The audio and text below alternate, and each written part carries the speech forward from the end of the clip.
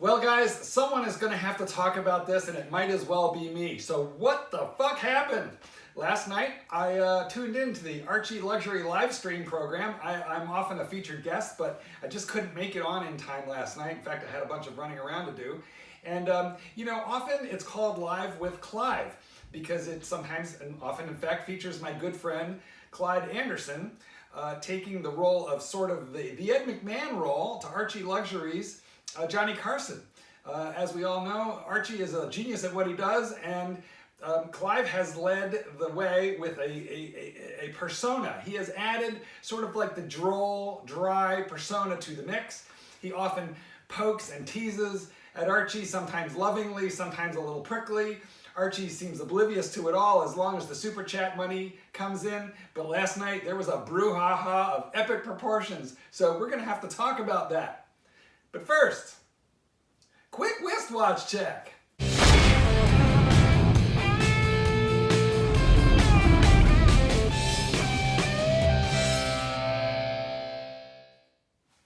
Let me walk this up to the camera. And yeah, I think it's fitting. We're looking at a shitter because the shit hit the fan, guys. So what happened? First, a bit of background. You're looking at Archie Luxury, the Pontiff, His Holiness, one of the most celebrated international YouTube sensations regarding watches. As YouTube has changed and it has become harder to make money off of videos, Archie has gone to the live stream format, by and large, in which people can pledge money and just donate as the live stream continues.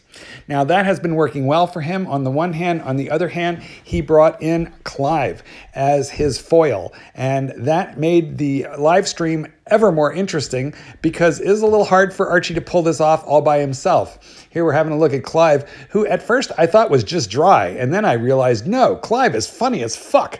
And then, of course, Clyve turned out to be a great friend, as Archie was a friend before. But I mean, I'll tell you something about Clyve. He is smart and he is funny. So what happened? How did Paradise fall apart?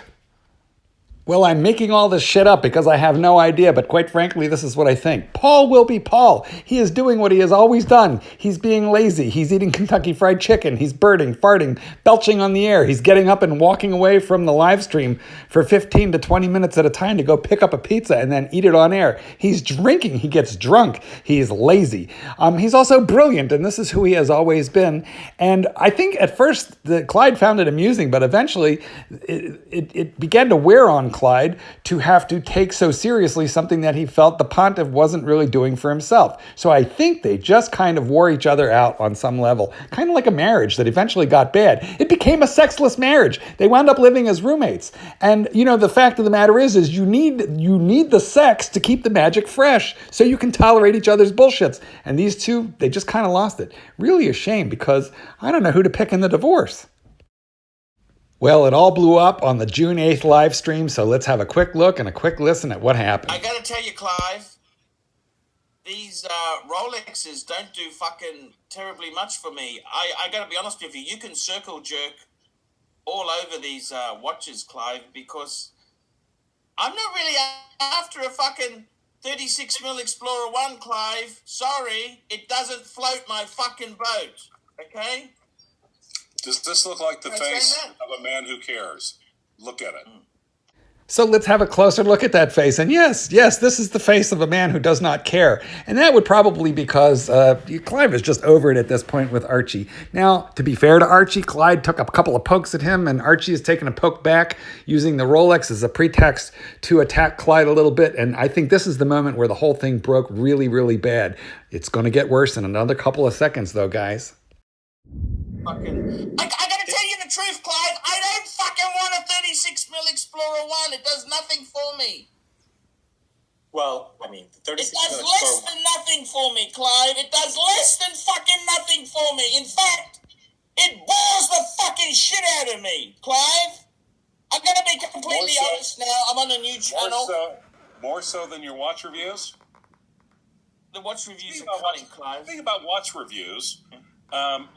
Why don't you just fuck off? You're a lousy fucking piece of shit, and I didn't even fucking want you here today, you lousy cunt. Fuck off! I was enjoying it without you, you fucking turd. Don't you have like some 4-month-old watch reviews to catch up on that people have paid you Fuck off, you for? cunt! You're a fucking asshole! You're not a fucking friend of mine! Fuck off! You have no friends. You have no friends. You are Just incapable fuck off! of You know, just fuck off! I hate you guts now! Fuck off! I hate you now! Fuck off! Okay? Stick it up your ass, you fucking cunt!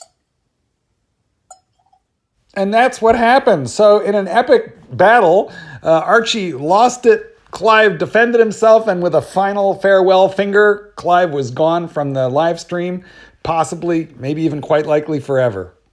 Well, the show must go on, right? So they did attempt to go on, and just listen to what happens next. I find this so crazy odd. Archie wants to talk about it, but Tan and Vin, who are left on the live stream, I think they're shell-shocked, and they don't want to talk about it. They don't give him a chance. Hello. $10 super chat. $10 super chat. Neo. Said that. Should I have said that? Fuck, this scotch is bad. I don't know. I'm an alcoholic. You know that? We gotta get to the super chats, boys. Let's keep it moving. Neo, $10. We got to get on with the super chats? Are you fucking kidding me? So Tan and Vin had the opportunity there to discuss, hey, what the hell just happened? There's a giant elephant in the room. Can we talk about this? But I think the entire episode was maybe made them nervous, and they really didn't know what to say. Here's the things that I wondered. Immediately Paul was kind of tender about it. He's like, should I have said that? I don't know. Maybe I shouldn't have said that. I'm an alcoholic. Maybe if prodded, he might have apologized. Maybe we could have moved beyond this quicker than maybe we never will. I'm really unsure, but I really want to know what would have happened if right after this occurred, instead of moving into the super chats, Tan and Jin would have said like, hey, let's talk about what just happened here. Should we reach out? Like, what happened? However, what I think on their, in defense of Tan and Vin, you get into a situation like that on the fly and your head just goes, oh my God, like, let's walk past this one and let's just go on with the show. And I think that the concept of the show must go on is what took over there.